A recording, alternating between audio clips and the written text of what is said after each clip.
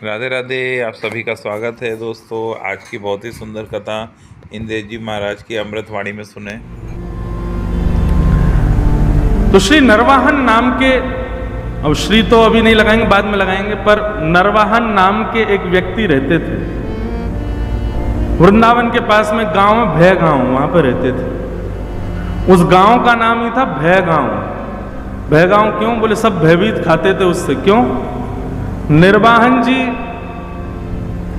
इतने क्रूर थे। वृंदावन का मूल उद्देश्य पहले वहां के रस को नहीं, वहां की रज को नहीं, वहां श्री यमुना जी इतनी विशाल थी कि व्यापार के लिए लोग बड़े बड़े जहाज लेकर के वहां से आया करते थे। आगरा जाते, आगरा दिल्ली को जोड़ने वाली श्री यमुना जी थी, तो व्यापारी लोगों के लिए मार्ग था। वृंदावन तो महाराज क्या बताएं, अब कहने में थोड़ा आज संकुचित होता, पर डकैतों का घर था।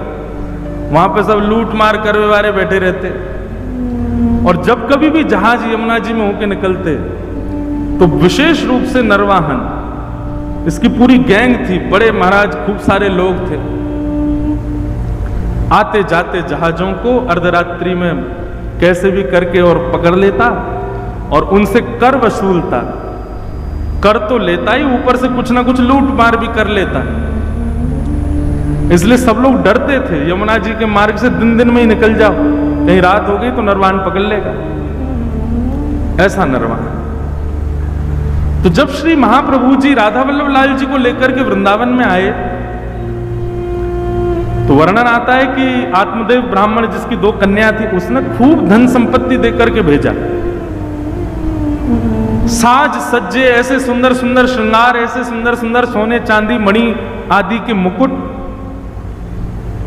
और फिर ऐसा भी भाव है, जो महाप्रभु जी की प्रथम पत्नी थी रुक्मणी बाई, जिनसे पहले ब्याह हुआ था, रुक्मणी बाई जी और महाप्रभु जी के बड़े प्रथम पुत्र श्री वनचंद्र जी, आप दोनों भी नवरंगी लाल जी की सेवा छोटे बालक को देकर के, गोपीनाथ जी को देकर के, आप भी देवबंद से वृंदावन आ गए थे।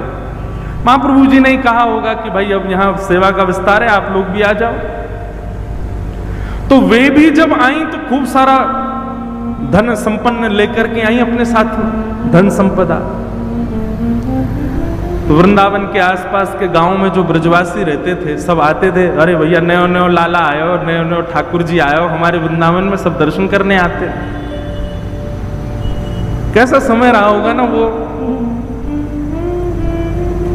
हमने तो अपने बाल्यकाल का भी वृंदावन देखा, तब भी बहुत सुंदर, अभी भी सुंदर है वृंदावन, तो पर अब आधुनिक थोड़ा कर दिया लोगों ने। वृंदावन का अद्भुत आनंद था। तो सब लोग आते दर्शन करने। कुछ ब्रजवासियों के चित्त में चिंता प्रकट हुई और उन्होंने महाप्रभु जी से कहा, भगवान बड़ा सौभाग्य है कि आप वृंदावन में ठाकुर जी को लेके पधारे हो, पर भगवान यहां एक नरवाहन नाम का डाकू रहता है। आपके ठाकुर जी इतने साज सज्जे में विराजते हैं, इतनी संपत्ति और इतने सोने चांदी सब आप लेकर के आए हो।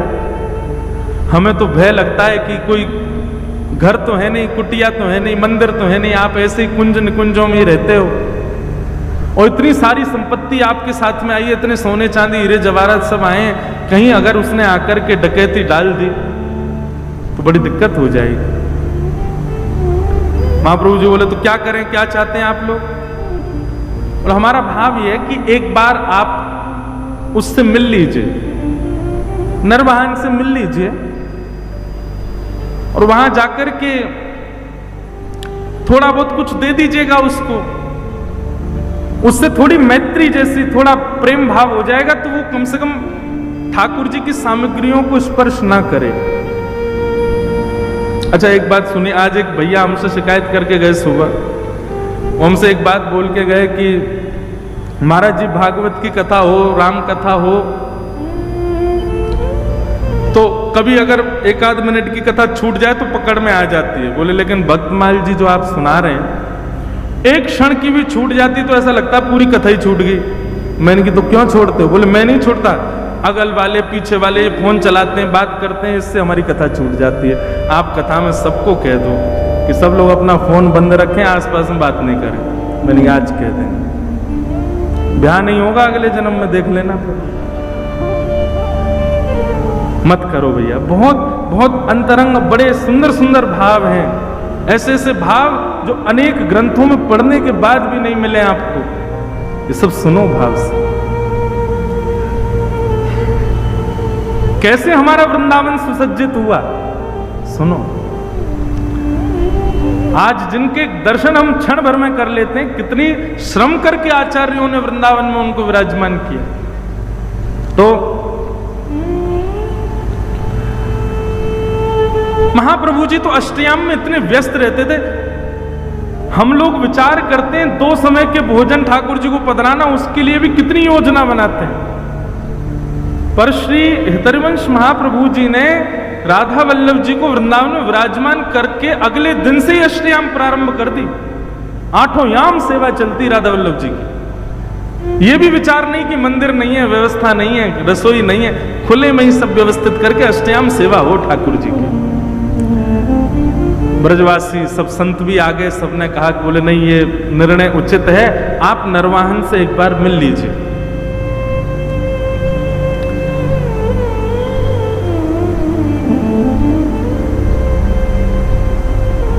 हरिवंश महाप्रभु के लिए तो नाभाजी भी छप्पे में कह ही रहे हैं ना कि वे अपने व्रत के अनन्य उत्कट व्रतधारी।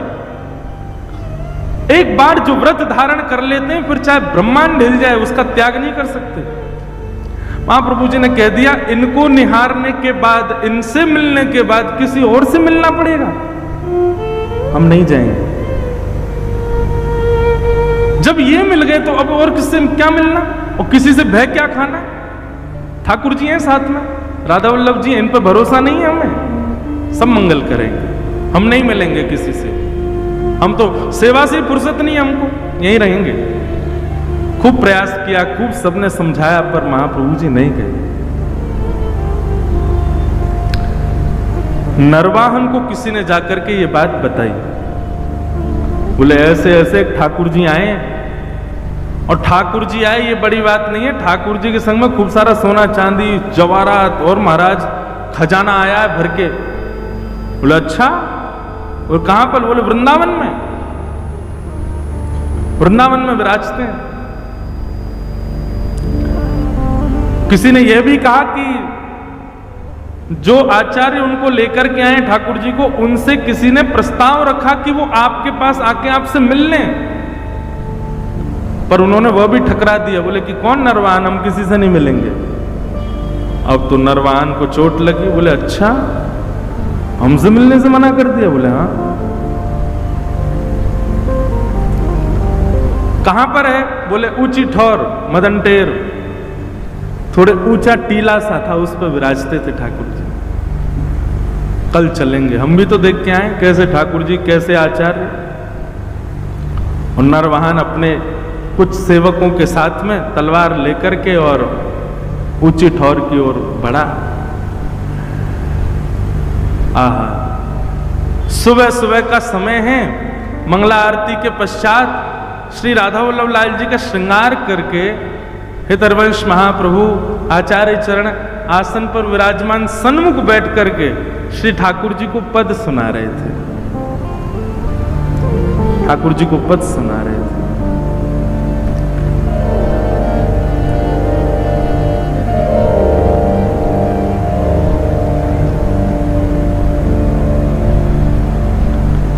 बनी श्री राधा मोहन की जोड़ी, बनी श्री राधा मोहन की जोड़ी, बनी श्री राधा मोहन की जोड़ी, बनी श्री राधा मोहन की। बहुत ध्यान से सब लोग बड़े भाव से मेरे साथ गाओ, चिंतन करो श्री राधा वल्लभ लाल जी का। हरिवंश महाप्रभु गा रहे हैं, राधा मोहन की जोड़ी बनी श्री राधा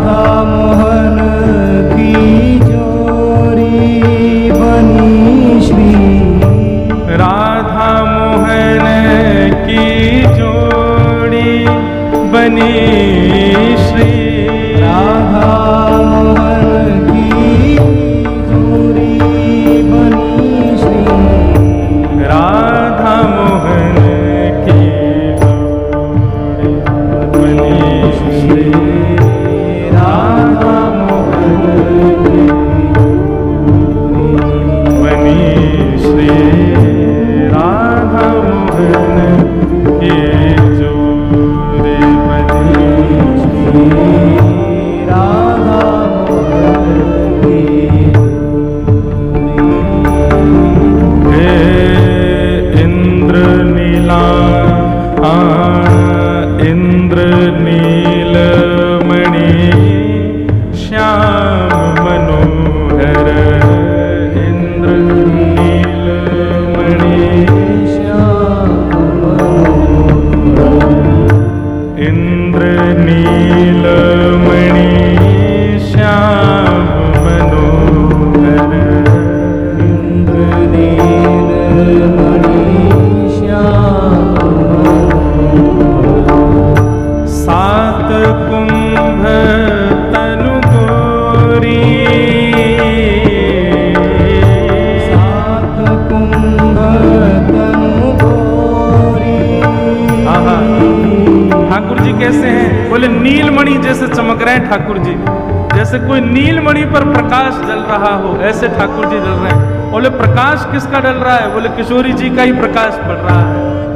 सात कुंभ तनु गोरी सात कुंभ तनु गोरी भाल विशाल तिलक हरि कामिनी भाल विशाल तिलक हरि भाल विशाल तिलक हरि कामिनी भाल तिलक हरि कामिनी चिकुर चंद्र बिचरोरी चिकुर चंद्र बिचरोरी बनी राधा की जोड़ी बनी श्री राधा की जोड़ी बनी श्री राधा मोहन की श्री राधा श्री राधा वल्लभ लाल की जय।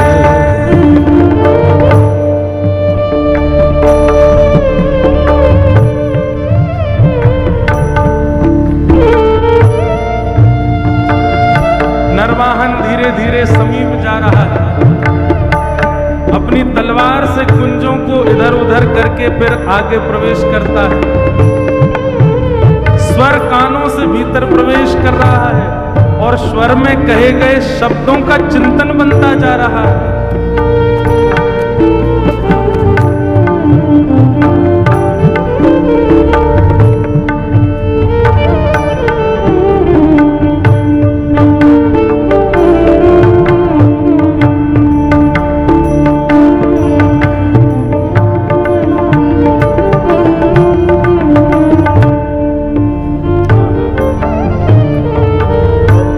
गजनायक प्रभु चाल गए धनी गजनायक प्रभु चाल गए गजनायक प्रभु चाल गए धनी गजनायक चाल गति वृषभानु किशोरी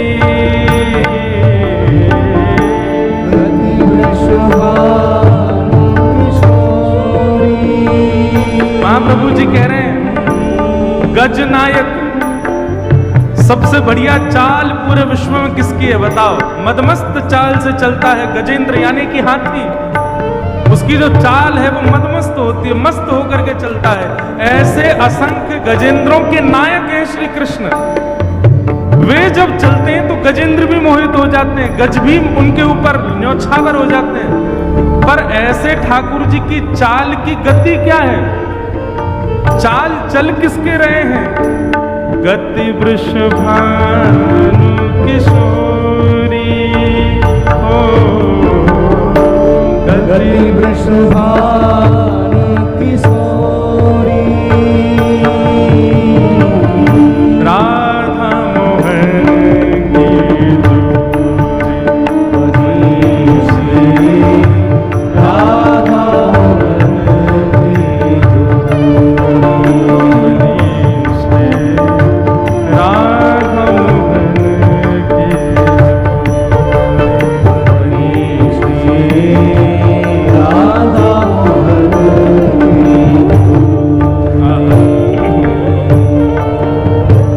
नील निचोल जुवति मोहन पट, नीलन चोर युवती मोहन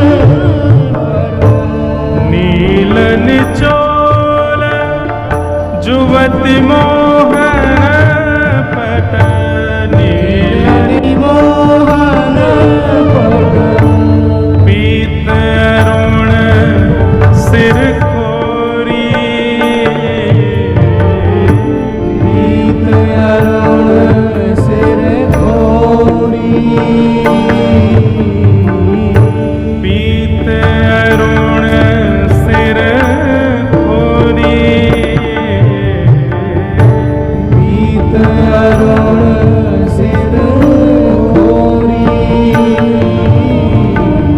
हित हरिवंश रसिक राधापति, हित हरिवंश रसक राधा, जय श्री हित हरिवंश रसिक राधापति, हित हरिवंश रसक राधा, जय श्री हित हरिवंश रसिक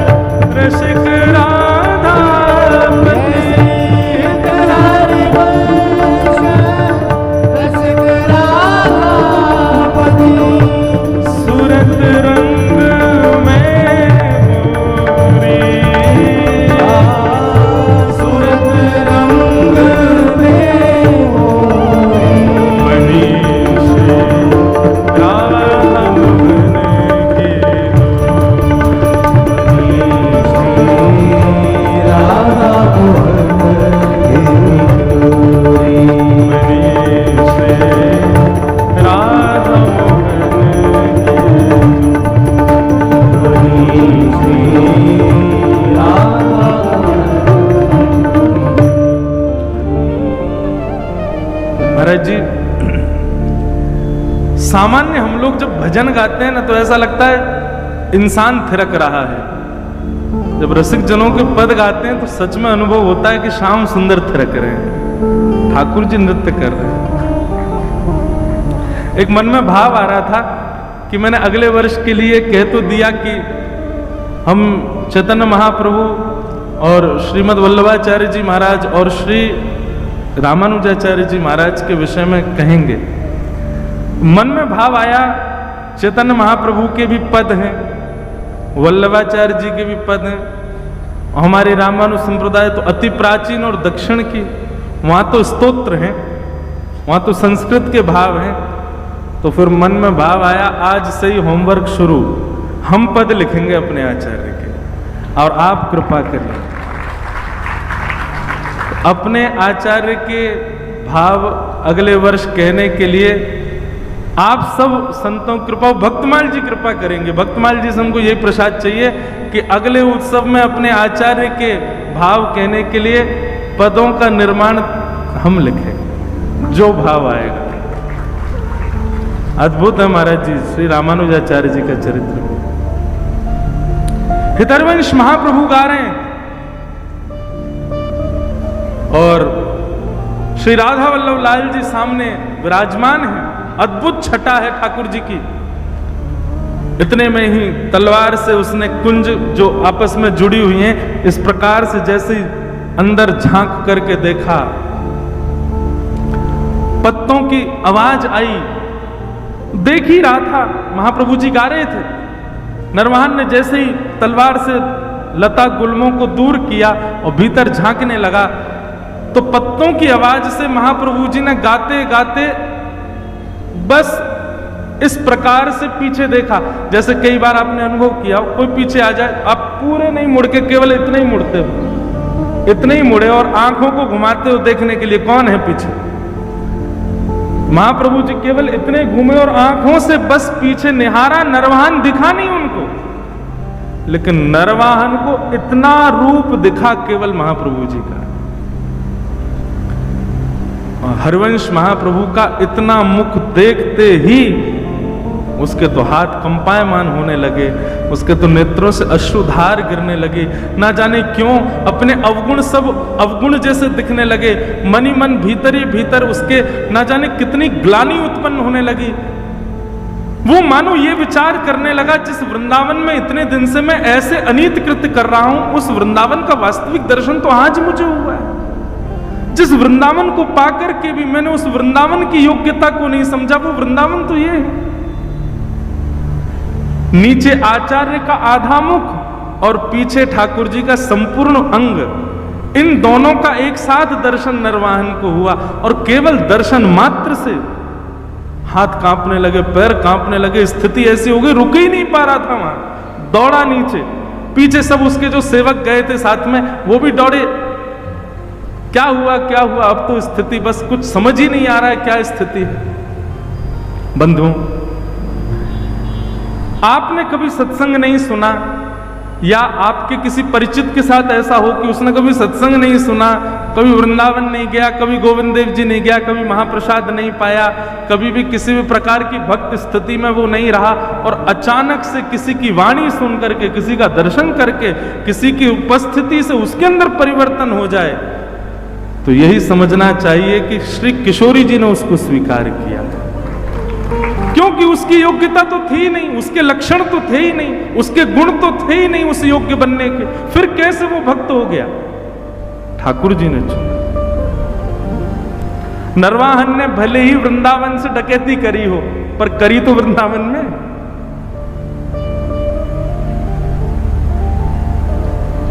अब तो नरवाहन की स्थिति ये हो गई, तलवार वलवार तो सब दूर फेंक दी, विशाल स्वरूप था उसका। स्वरूप का वर्णन करते हैं कि देखते डर जाए आदमी, इतना खतरनाक था नरवाहन। लेकिन ऐसा दीन हो गया, अभी तक वो महाप्रभु जी से चर्चा भी नहीं हुई, कुछ सुना नहीं उसने, अगले क्षण से ही उसकी स्थिति ऐसी दीन बन गई। प्राण हरिवंश, जीवन हरिवंश, नित्य हरिवंश, हरिवंश हरिवंश हरिवंश हरिवंश, बस यही गाता रहता और लता कुंजों में पड़े पड़े रुदन करता रहता, अपने आप को कोसता। ऐसी आत्मग्लानि में चला गया और केवल प्राण हरिवंश, जीवन हरिवंश, नित्य हरिवंश, बस हरिवंश हरिवंश हरिवंश, इसी भाव में ही रहते। आसपास के सब सेवक बेचारे तलवार लिए खड़े रहते, उसको देखते, देखा तो हमने भी, हम पे तो कुछ नहीं हुआ, इसको क्या हो गया। सरदार सरदार उनको बोलो हरिवंश, गाओ हरिवंश, कहो हरिवंश, नाचो हरिवंश। बोले हरिवंश रोटी खिला जाएंगे? अरे अपना काम धंधा कैसे करना है अब? बोले सब हरिवंश, नित्य हरिवंश, बस हरिवंश हरिवंश हरिवंश, यही गाता रहता। जय जय राधा वल्लभ हित हरिवंश, श्री हरिवंश। साथ के सब लोगों ने सोचा, बोले भैया ट्रेंड तो हम हो ही गए इनके संग रह के, अब इनको रहने दो हरिवंश जी की, हम चले अपना काम करें। उसी समय एक जैन व्यापारी आगरा से अपना कुछ सामान लेकर के बड़े जहाज में यमुना जी के रास्ते दिल्ली जा रहा था। तो नरवाहन के संग में रहने वाले सब लोगों ने योजना बनाई और उस जहाज को बीच में ही रोक लिया। उस जहाज पर भी करीब 200-250 लोग थे। उन सब लोगों ने मन में विचार किया, ये हमारा क्या बिगाड़ेंगे। वे भी लड़ने को नीचे आ गए, लेकिन नरवाहन की सेना बहुत थी और बड़े क्रूर थे सब, नहीं जीत पाए। तो पूरे जैन व्यापारी के जितने लोग थे सबको बंदी बना लिया, पूरे जहाज को जमुना जी में खड़ा करके और पकड़ करके जो भय गांव था वहीं उसका कारागृह था, जेल बना रखी थी उसने, वहीं ले जा करके और सबको बंदी बना दिया। सबको बंदी बना करके उन पर क्रूरता करने लगे, मारने लगे, पीटने लगे, उनको स्थिति खराब कर दी। क्यों? क्योंकि कर तो दिया नहीं, ऊपर से हम पे हाथापाई कर रहा, जानता नहीं हम नरवाहन की सेना है। एक दासी रहती थी नरवाहन के यहां, वो नरवाहन जी के यहां जाती थी, नरवाहन जी को देखती तो अब तो बस कुंज में बैठे बैठे श्री हरिवंश, हित हरिवंश, प्राण हरिवंश, जीवन हरिवंश ऐसी गाते हैं। वे समझ गई थी स्थिति अब किस मोड़ में मुड़ चुकी है। वे जाती थी और हरिवंश जी का दर्शन और श्री राधा वल्लभ जी का दर्शन करके आती थी, तो वहां कुछ वैष्णव मिलकर के जय जय राधा वल्लभ हित हरिवंश कीर्तन करते थे।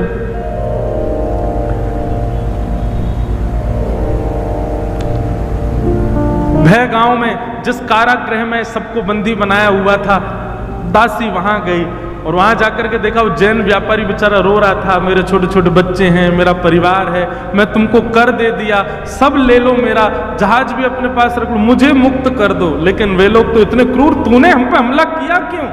इसी बात से उसको मार रहे थे। रात्रि का समय हुआ, सब सो गए, तो वो दासी उस जैन व्यापारी के पास गई और उससे बोली, सुनो, अर्धरात्रि का समय है, मैं जैसे ही चली जाऊं यहां से, उसके बाद जोर जोर से जय जय राधा वल्लभ हित हरिवंश, जय जय राधा वल्लभ श्री हरिवंश, जय जय राधा वल्लभ श्री, इसका उद्घोष करना और सब मिलकर के एक साथ करना। और सुनो, कोई आकर के तुमसे पूछे ये क्या गा रहे हो, किसका नाम बोल रहे हो, तो कह देना हमारे इष्ट राधा वल्लभ हैं और हमारे गुरु हरिवंश जी हैं। और ध्यान रहे, जितनी ताकत तुम्हारे पास है उतनी ताकत से गाना। उसकी योजना ये थी कि आवाज नरवाहन को सुनाई दे। कारागृह में बंदी बने हुए जो सब व्यापारी थे, उस दासी के जाति सब चिल्लाने लगे, जय जय राधा वल्लभ हित हरिवंश, जय जय राधा वल्लभ श्री हरिवंश, जय जय राधा वल्लभ हित हरिवंश। आहा, ये स्वर सुनते ही मानो नरवाहन की स्थिति तो ऐसी हो गई कि जैसे प्यासे को जल पिला दिया हो, भूखे को पानी पिला दिया हो, जिसको नींद आ रही है उसको बिस्तर दे दिया हो, जिसको अत्यंत सुख की कामना हो, जिस सुख की कामना हो वो सुख दे दिया हो। नरवाहन तो आनंदित हो गए, आनंदित होकर के उठ करके ढूंढने लगे कहां से आ रहा है स्वर। सुनते सुनते जैसे ही पहुंचो अपने कारागृह में पहुंच गए।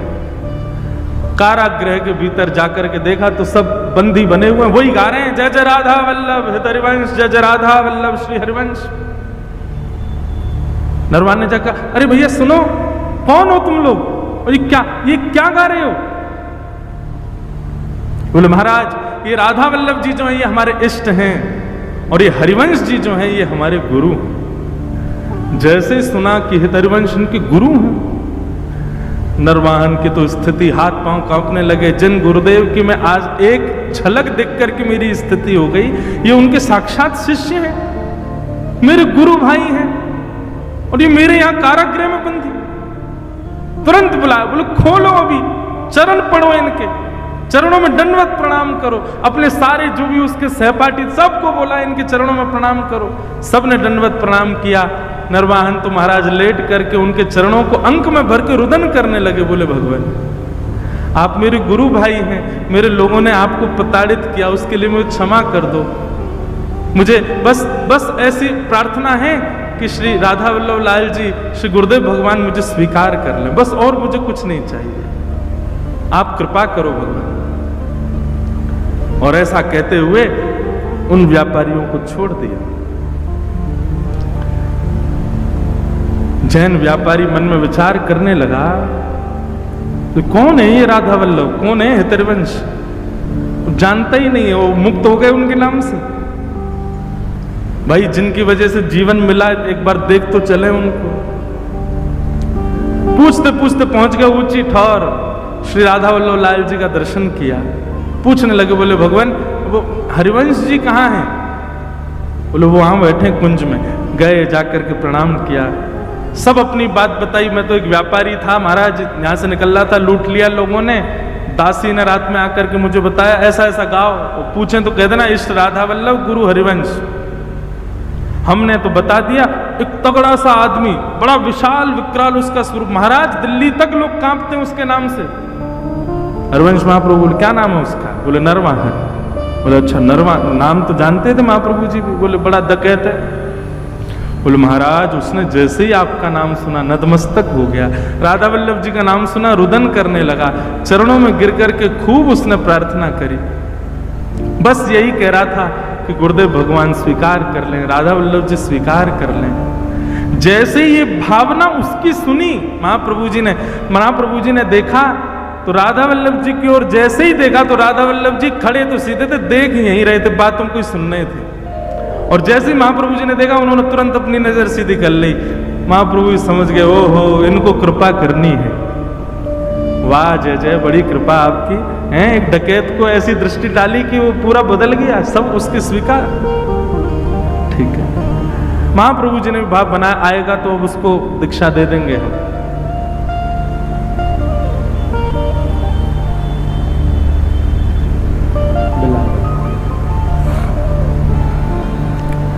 नरवाहन और अच्छा एक मेरी बात सुनिएगा, गुरु सन्निधि में सबसे बड़ा गहना यदि कोई है ना शिष्य का, तो वो है संकोच।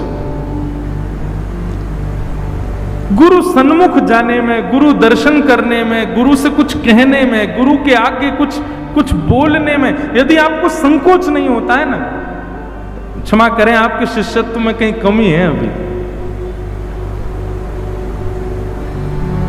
गुरु के गुरुत्व में कमी नहीं होती, हमारे शिष्यत्व में ही कहीं ना कोई क्षणिक भाव होगा। नरवाहन बहुत मनी मन विचार करता कैसे जाऊं,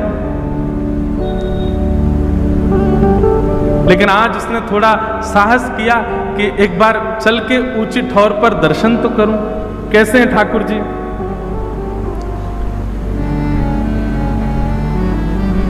पहुंच गया। जैसे ही गया महाराज लता कुंजों के बीच में श्री राधा वल्लभ जी का दर्शन किया। राधा वल्लभ जी का दर्शन करके आनंद निमग्न नेत्रों से अविरल अश्रुधार गिरने लगी, आनंदित हो गया। और जैसे ही हितरवंश महाप्रभु सामने आए, उनका दर्शन करके तो जो स्थिति हुई, कई लोगों के मन में आ सकती है भावना कि बताओ आप महाराज जी कथा में ऐसी बात बता रहे हैं, ठाकुर जी को देख करके तो केवल उसको कंपन होता है, आचार्य को देख करके तो वो पूरा ही ऐसा। बोले आप आचार्य को आचार्य प्रधान हैं, क्योंकि आपके लिए वो भगवान और वो केवल आचार्य हैं, पर जिसके साथ ये घटना घट रही है उसके लिए ठाकुर जी भगवान है, ठाकुर जी स्थिर ठाकुर जी हैं, स्थूल ठाकुर जी हैं, पर आचार्य उसके लिए चलते फिरते राधा वल्लभ है। आचार्य उनके लिए चलते फिरते राधा मोहन है। आचार्य चरण उनके लिए चलते फिरते साक्षात श्री जी के स्वरूप हैं। इसलिए ऐसी स्थिति आचार्य को देख करके हो रही है। वहां मानव बुद्धि मत रखिए।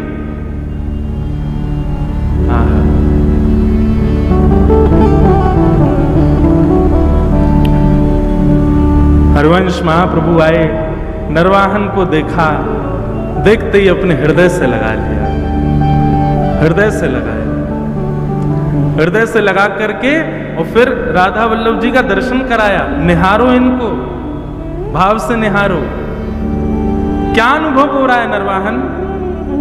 बोले बहुत सुखद अनुभव। बोल ही नहीं पा रहा नरवाहन राधा वल्लभ जी के